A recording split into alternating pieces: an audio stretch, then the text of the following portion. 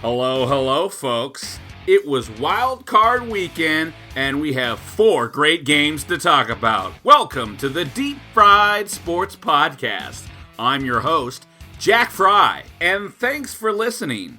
The first game on Saturday was Buffalo in Houston. To start off the game, the Bills came out after receiving the opening kick and rammed the ball down Houston's throat, spotlighted by a 42-yard designed QB rush and then a trick play to score, in which the Bills ran a reverse to wide receiver John Brown, who passed the ball back to the quarterback, Josh Allen, wide open for 16 yards to score. Houston's D woke up after that and became a bend but don't break performance, giving up only 2 field goals before the half. The Bills' D was most impressive with a first half shutout, and at the break it was 13-0 Buffalo. Wow.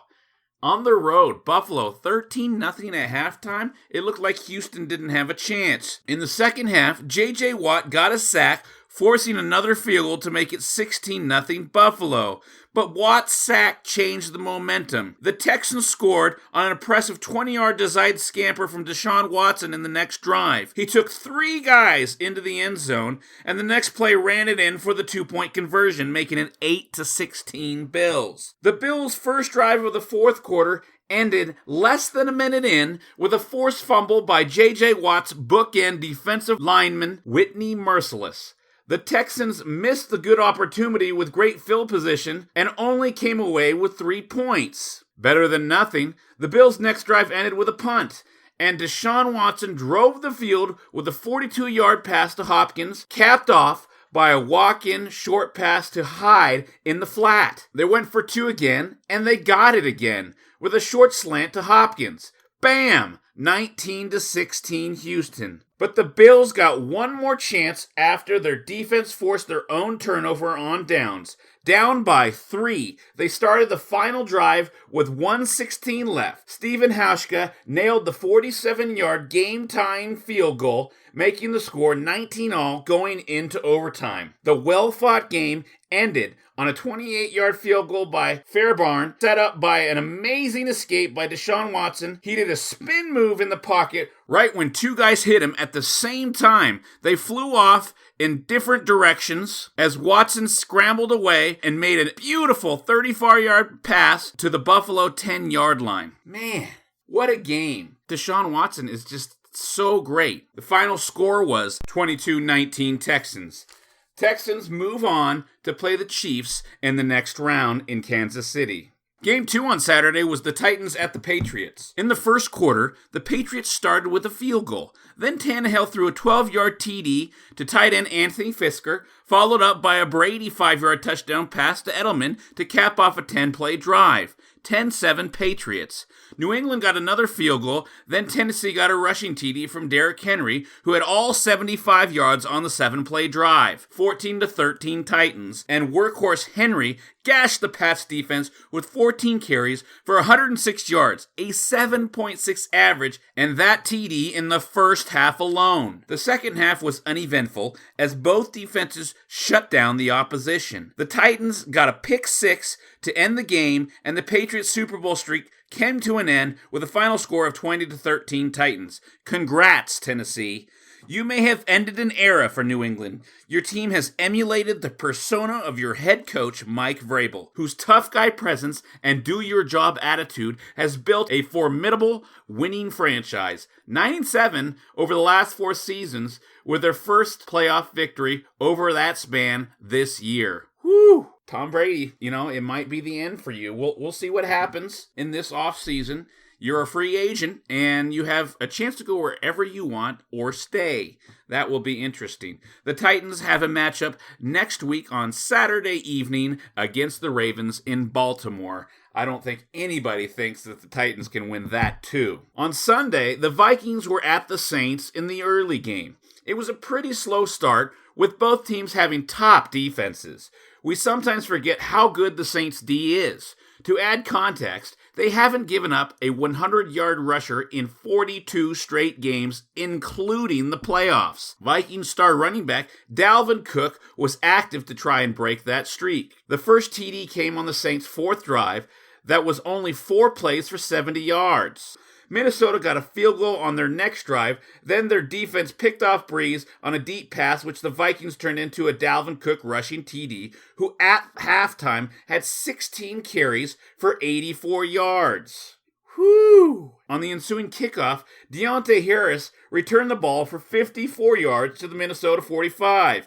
Breeze hit Michael Thomas for a quick 20-yard pass and called timeout with 4 seconds left. Unfortunately, Will Lutz missed the 43-yard field goal at half to tie the game, and Minnesota was up 13-10. The second half started with good defense, forcing 2 punts for New Orleans and 1 for the Vikings. Minnesota extended their lead with 3:30 left in the third quarter with another Dalvin Cook rushing TD, making it 20-10 Vikings. That's when I started thinking that Minnesota could pull off the upset. But you can't count Drew Brees out. And with 10:31 left in the fourth, he hit Taysom Hill wide open for a 20-yard pass in the corner of the end zone, making a 3-point game, 20-17 Vikings. The Saints got the ball after a Vikings punt, but their drive ended on probably the biggest play of the game at the time when Danielle Hunter knocked the ball out of Drew Brees' hands and Minnesota recovered. New Orleans would need a stop, still down by 3 with only 4:26 left in the game. They got it and forced a punt on a 3-and-out stand. The great 41-year-old Drew Brees had his chance again. The Saints took over with 1:55 left on their own 30. More than enough time to go, 70 yards, for a man with 54 come-from-behind wins. This time, Will Lutz banged the game-tying field goal from 44 yards out to send it to overtime. The Vikings won the coin toss and took the ball, and after a nice 11-yard run by Cook, in which the Saints cornerback Marcus Lattimore was injured, Cousins saw an opportunity and attacked the weakened defense with a perfect over-the-shoulder 43-yard bomb to Adam Thielen that brought them down to the New Orleans 2-yard line. 2 runs were stopped from there, and on third down, Cousins found tight end Kyle Rudolph in the corner of the end zone for the winning TD. Was there a possible pass interference on this play? Everyone is saying no, it's just a little hand fighting. He did push off the defender to get the catch, but it looked like normal football. I feel bad for the Saints. They lost again on what could have been a pass interference call in some eyes. Final score was 26-20 Vikings. They head to San Francisco for the divisional round. Man, I feel so bad for New Orleans. Year after year after year, they have lost on the final play of the game. I feel bad for Breeze, too, you know. Maybe he wouldn't have fumbled that ball if his thumb hadn't have been surgically repaired this year. But maybe they wouldn't have got this far if Teddy Bridgewater hadn't have come in and went 5-0. So there's a lot of hearsay on that. Good job, Saints. Good season, but time to go home. The last game of the weekend was the Seahawks at the Eagles. This was probably my least favorite game. It was probably also the ugliest game, but it was still great. The Seahawks began with the ball and punted, and then the Eagles returned the favor and gave them a gift by hitting the return man on a fair catch for a 15-yard penalty. Seattle had great field position, but missed a scoring opportunity when Vinnie Curry blocked a 35-yard field goal attempt. Later in the first quarter, Seattle made their second try at a field goal from 49 yards out, just after cameras showed Carson Wentz heading to the locker room with an apparent head injury. That was bad news for the Eagles, and longtime backup veteran QB Josh McCown, age 40, took over under center. After trading punts, McCown managed a respectable drive, going 64 yards on 13 plays for a 46-yard field goal, tying the game 3-3. Seattle got the ball back and scored a Marshawn Lynch rushing touchdown before the end of the half to make it 10-3 Seahawks. Philly took the second half kickoff and got another 3 points on a 26-yard Jake Elliott field goal. At that point, when the second half started, we found out that Carson Wentz was ruled out for the game. So it would be backup QB for the rest of the game. Philly has been through this before, but this time they did not have Nick Foles. After the Jake Elliott field goal, which made the game 10-6, Seattle retaliated with a beautiful 53-yard dime pass from Russell Wilson to DK Metcalf for 6. DK caught it while stumbling to the ground, but no one touched him down, so he got up and reached over the goal line for the score. I find it mind-boggling how many times we see a guy go down just to get up and run further because the defender didn't deem it necessary to make the ball carrier down by contact.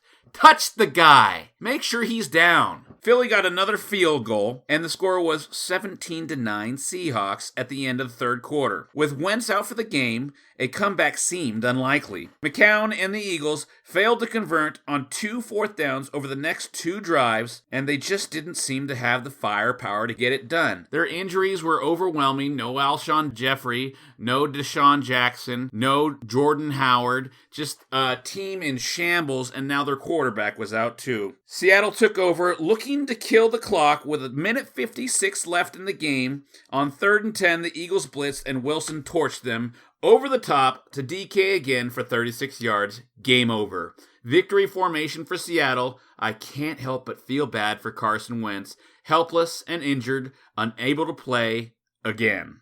Final score, Seattle 17, Philadelphia 9. What a weekend of games. Next week we have Vikings at 49ers, Titans at Ravens on Saturday, and then Sunday will be the Texans at Chiefs and the Seahawks at the Packers. It will be epic, it will be great, and I cannot wait. Thanks for listening, folks. I hope you enjoyed my breakdown of this weekend's games, and now let's just get ready for next weekend.